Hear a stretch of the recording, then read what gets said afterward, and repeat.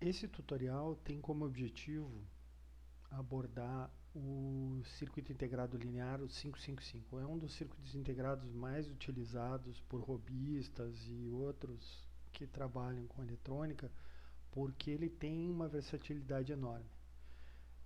Nessa configuração de estável, que é uma configuração em que ele pode ser usado para gerar um sinal quadrado, ele é muito interessante e bastante versátil. Então eu vou mostrar mais ou menos como ele funciona, não vou entrar nos detalhes internos dele, porque isso a gente vai ver em sala de aula. Mas basicamente ele consiste de um circuito RC, né? Aqui a gente tem dois resistores e um capacitor, e esse circuito vai funcionar no carregamento e descarregamento desse capacitor, ou seja, esse par de resistores e esse capacitor vai determinar a frequência em que esse circuito operacional vai gerar um sinal quadrado para a gente. Basicamente, como vocês podem ver aqui, tem a saída de descarga, aqui é o trigger e o threshold, eles estão ligados juntos. Então o que acontece basicamente é que aqui eu tenho a fonte de alimentação. Então quando eu ligo a fonte de alimentação, eu vou começar a carregar o capacitor através desses dois resistores. Quando passa de uma determinada tensão aqui, ele ele bota a saída alta, e no momento que chega no threshold, que é 2/3 da tensão externa, o que vai acontecer? Esse capacitor vai descarregar. Só que tem que levar em consideração que o caminho de carga passa por dois resistores e o caminho de descarga passa por um resistor. Então, dessa maneira, é possível controlar o que se chama de duty cycle, ou ciclo de trabalho desse circuito integrado. Então, para mostrar para vocês o funcionamento, eu vou rodar uma análise, no caso uma análise de transiente, que já está ajustada. Então, essa análise de transiente, o que eu vou fazer? Eu vou rodar aqui por 200 milissegundos, com resolução aí de 200 microsegundos, e eu vou plotar dois sinais. Eu vou plotar o sinal no capacitor, porque é um sinal muito importante, porque é o que controla o funcionamento do circuito integrado, e o sinal de saída. Percebam que eu dividi a tensão no capacitor pela tensão de alimentação, que é V1, e eu vou fazer isso justamente para mostrar que quando ele chega num determinado patamar, que é 1/3 de VCC, o capacitor começa a carregar, né? Quando chega a 2/3, ele começa a descarregar, e aí quando chega em 1/3 de novo, ele carrega novamente. Então, por isso eu fiz dessa maneira. É importante que eu deixei as escalas aqui sem ser automáticas, o tempo está regulado, mas até posso botar o tempo como automático, se eu quiser ver algum detalhe com maior resolução, mas a tensão de saída eu estou fazendo aqui de 0 a 1 volt. 1 volt na verdade não é 1 volt, né, porque é 1 vezes VCC, porque eu estou dividido pela tensão de VCC aqui. Então eu vou estar dividindo isso de 0 a 1, né, e vou fazer intervalos de 0,33,3 em 0,33,3, porque é 1/3, 2/3 e 1 inteiro. E a mesma coisa na saída, aí o que eu vou plotar, eu deixei mais ou menos livre, ele vai plotar de 0 até 1, porque também a tensão de saída vai ser exatamente a tensão de VCC, então eu dividi por VCC aqui.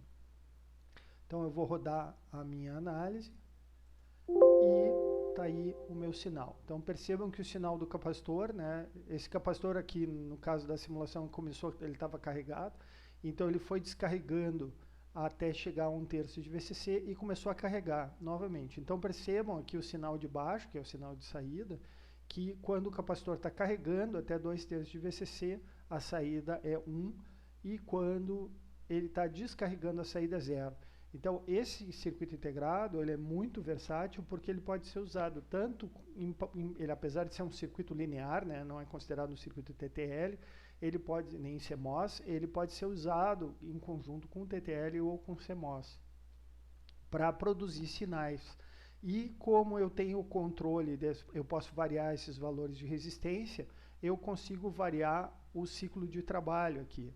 Então, por exemplo, eu posso fazer, vocês percebam aqui que o ciclo de trabalho, se você olhar aqui mais ou menos, vai dar para ver que o ciclo de trabalho aqui é que ele fica 2/3 do ciclo do período inteiro, 2/3, né, porque são 2 resistores, ele fica duas partes ligado e uma parte desligada, porque ele está carregando através de 2 resistores e está descarregando através de um.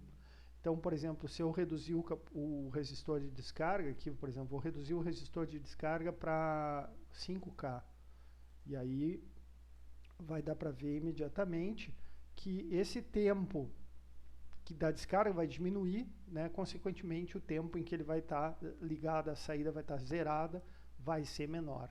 Então, deixa eu rodar aqui. Então, transiente, rodei, então dá para ver ali automaticamente que eu reduzi.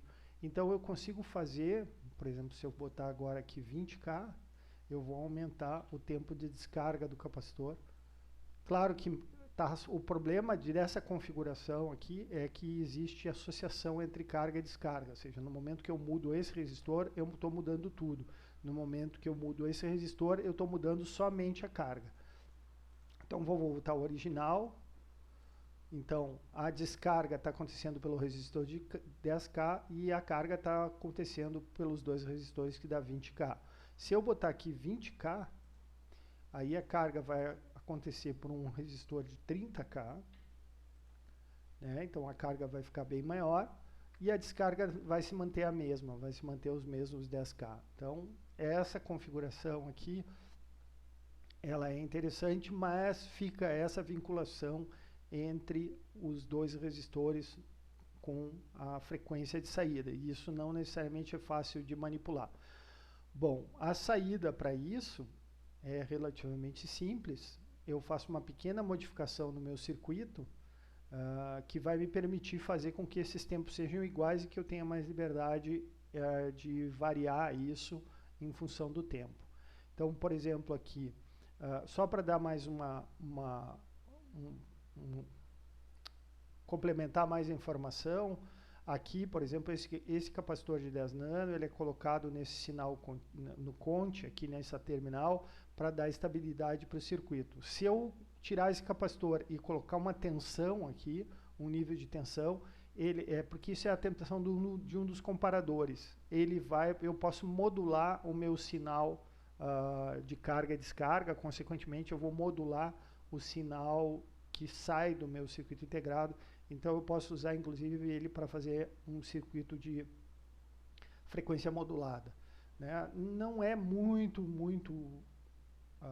pelo menos eu nunca tive muita experiência com isso, mas eu sei que funciona, mas eu nunca testei para saber. E eu me lembro que eu tive alguns problemas quando eu tentei brincar com esse negócio. Então eu vou fechar essa simulação aqui e vou mostrar a solução essa para desvincular esses 2 resistores. E a saída para isso é simplesmente ligar um resistor aqui, um diodo aqui, né? Eu ligo um diodo aqui que vai fazer com que a carga do meu capacitor, tá aqui o capacitor, é o mesmo 10K, né? O mesmo capacitor de 1 micro, só que agora a carga do capacitor, ao invés de passar por esse resistor aqui, passar por esse e por esse, ela vai passar por esse, vai bypassar esse resistor aqui e vai carregar o capacitor. Então o resistor de carga vai ser 10K, e como a descarga acontece por aqui, porque ela não vai passar, a descarga não vai acontecer por dentro pelo diodo, porque ele impede a corrente, a passagem de corrente, então a descarga vai acontecer por um resistor igual de 10K. Então, dessa maneira, eu consigo garantir um duty cycle de 50%. Então, eu vou mostrar para vocês. Da mesma maneira, eu fiz uma análise de transiente, estou usando exatamente as mesmas especificações aqui. Vou botar só auto always aqui para poder mudar o tempo da simulação.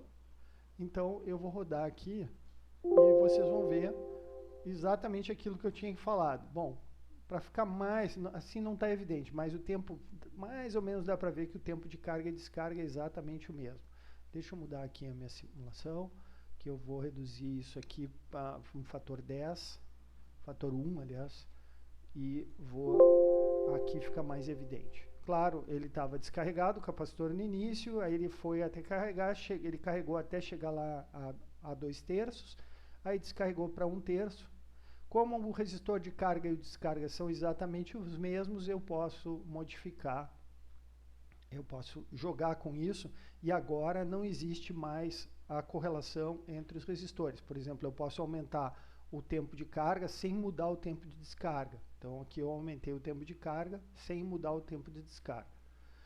Então o legal disso é que eu consigo fazer, deixa eu fazer um truque aqui, eu vou adicionar aqui no scope, eu vou adicionar transiente, no scope, deixa eu fechar aqui, análise, eu vou botar um slider, transiente, rodando, agora eu quero adicionar um slider aqui, onde é que está o meu slider que eu perdi? Slider, está aqui. Então, adicionar um slider, eu vou variar, eu posso variar a capacitância, obviamente, mas no caso eu quero mudar a resistência. Eu vou jogar com a resistência de carga somente, por enquanto. Deixa eu voltar aqui, resistência de carga é R2, então eu vou variar R2 e vou variar aqui de 10K, vamos botar 1K até 100K. Eu vou variar de 10 em 10%, o default tá, vamos botar 1K, que é o mínimo. E eu vou variar aqui de 2% para ter bastante detalhamento. Então tá aqui o meu slider, eu vou puxar ele para cá e vou aumentar ele para aumentar a minha precisão. Então tá aqui. Então eu posso mudar, posso diminuir, percebam que eu estou diminuindo só o tempo de carga, não o tempo de descarga. O tempo de descarga está fixo e eu posso aumentar o tempo de carga à vontade aqui. Então eu vou ter um duty cycle variável aí, que pode variar, claro, eu posso reduzir isso quanto eu quiser. Então eu posso ter um duty cycle, aqui o duty cycle deve ser em torno de, sei lá, 5%, não, é 10% mais ou menos o duty cycle. E aqui eu vou ter um duty cycle que nem dá para ver, tem que aumentar aqui os limites, vamos botar 200. Voltar a aumentar o limite, vamos ver se aparece. Ó, aqui vocês veem o duty cycle, aqui o duty cycle está em 97, deixa eu botar para 100K. Aqui o tempo de carga é 10 vezes maior que o tempo de descarga, ou seja, o duty cycle aqui é 90%. Então eu posso jogar à vontade com isso, né? E isso dá uma versatilidade enorme para esse circuitinho integrado que é o 555. Esse é um dos circuitos que vocês podem usar para gerar o sinal de vocês na simulação que vocês vão fazer no final do curso, ou então vocês podem usar as vantagens que o software fornece, que é um gerador de sinal de onda quadrada. Como vocês bem entendam, vocês têm inclusive como manipular os parâmetros sem a necessidade de montar um circuito com 555. Mas basicamente o que eu queria mostrar sobre o 555 era isso aí. Então eu vou encerrar esse tutorial por aqui.